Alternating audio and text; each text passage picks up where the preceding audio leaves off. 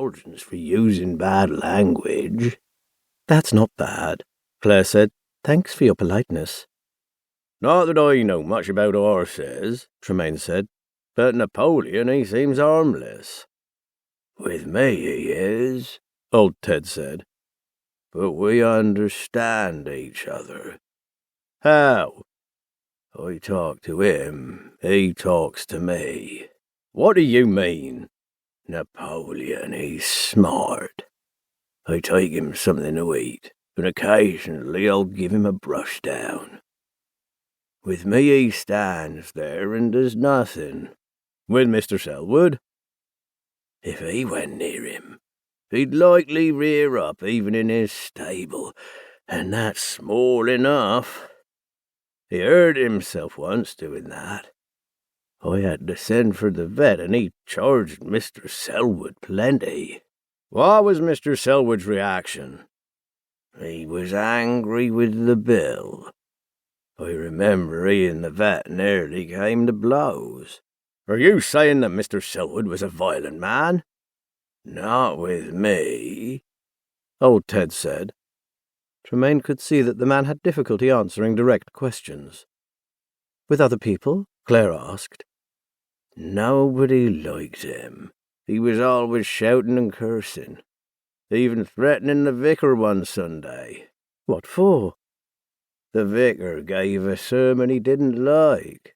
"Isn't that up to the vicar?" "Not around here." Tremayne had seen it before. Salisbury, the largest city in the area, was cosmopolitan and modern. But the old-fashioned concept of the lord of the manor remained in nearby villages. Judging from what old Ted said, Selwood had occupied that position.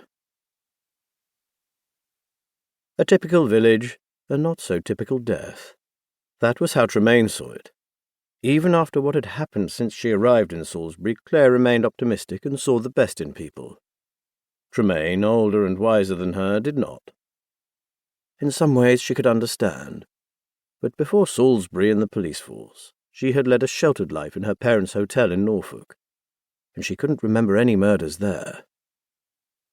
But in Salisbury, a city steeped in history, not far from Stonehenge, not too distant from where the British Army trundled their tanks across Salisbury Plain, there seemed to be a surfeit of deaths, and none ever seemed to be straightforward. After all, it wasn't usual for a horse to trample a person to death. An angry horse could throw the rider, even rear up at his approach before mounting. But to stay and walk over the man when he was down on the ground was unusual.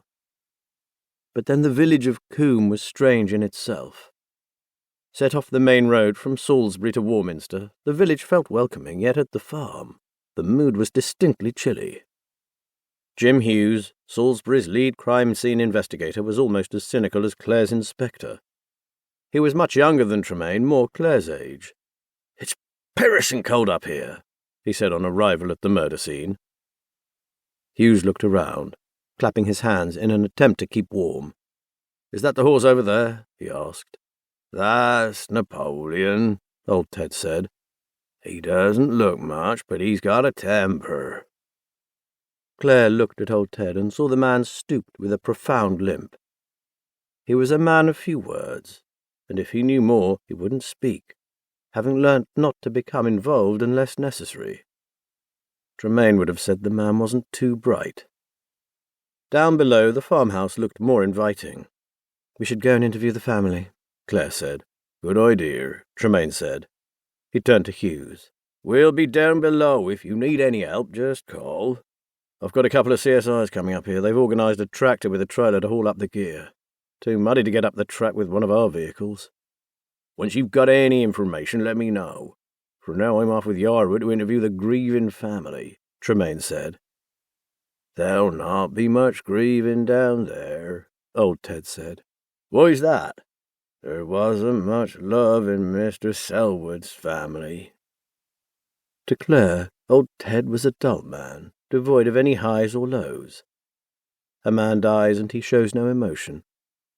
No doubt if good fortune came his way, he'd act the same way, maintain the same routine. There'd be no offering of a round of drinks at the pub, no flashy car, and no trips overseas. He would be up at 5